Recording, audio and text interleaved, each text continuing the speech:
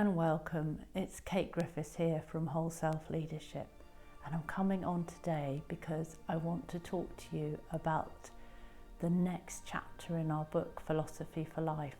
It's chapter 8, and it's all about the Sceptics.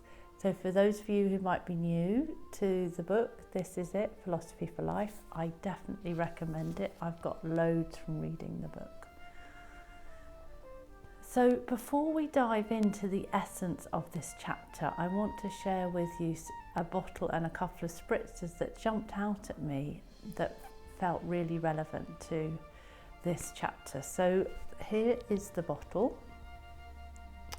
So just think about how you look at that. This is a special that I had made, and it's the colours of the magician, and it has black on the top, which is so, and in many respects they are complementary colours. So just look at that and notice how it makes you feel. You might like it, you might not like it. And as I was sort of drawn to that one, and I think the magician is really relevant, what we're going to talk about today, I felt called to bring in these two spritzers. So this one is called Big Magic, and this is Black Dragon. So again, the two colours that you see in the bottle. So you might have one that you are really connected to, either one of the spritzers or essences, or the bottle. I am going to spray Big Magic. It's one of my favourites, and it's got a delicious fig essence. It's really beautiful, and it lasts for a really long time. So what did I want to share with you? Well, I found this a really interesting chapter, partly because when in the modern day example that it uses, one of the ones that it uses is about the Landmark Forum. I don't know if you've ever heard of it. Has the whole history of when it started, who started it, and how it evolved into becoming the Landmark Forum. But I met people through the 90s, late 90s, and as late as probably 2012, something around that sort of time. Really amazing people getting involved in it, and I always felt to me it was a little bit cultish. And it's really interesting reading about it in the book, because you could say it was fantastic at marketing, because what it does is it kind of brings people in through an introductory weekend, and they're quite expensive in some ways.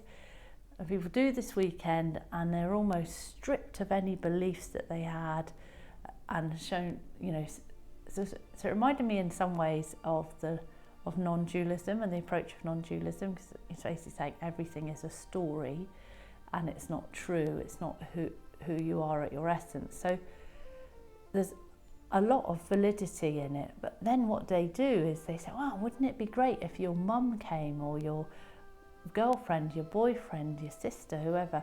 And so people are encouraged to text or talk to anyone they know to tell them about the experience they've had. Oh, why don't you come on a introductory weekend? And that certainly was my experience in the 90s. I remember a girl that I knew at the time, oh, this is fantastic, you really got to try it. And I immediately thought, something doesn't smell right if somebody's really pushing something. Why are they doing that, or what is it? But it obviously really captivates people, because then when I was in my 40s, a consultant that I worked with at PwC, who had a lot of time got very involved in the Landmark Forum, thought it was fantastic.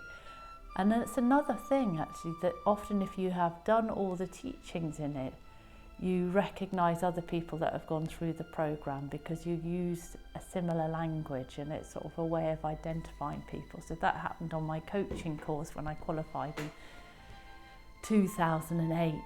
A couple of people who'd done the Landmark trainings recognised each other because of the way they talked about things, the way that they looked at things. So it's very profound in terms of far-reaching, in terms of the impact it has on people.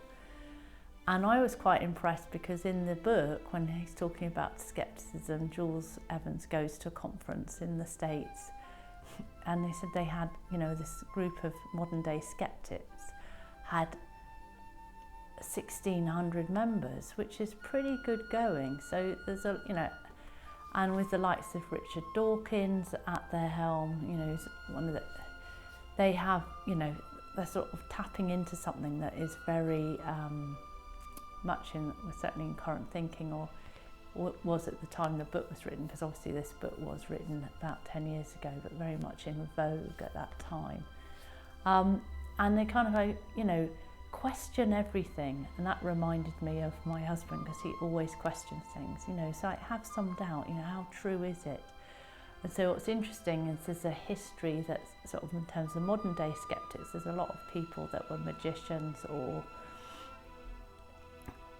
exposed charlatans for who they were, by saying, well, that's not real magic, that's not how it works, this is how you do that trick.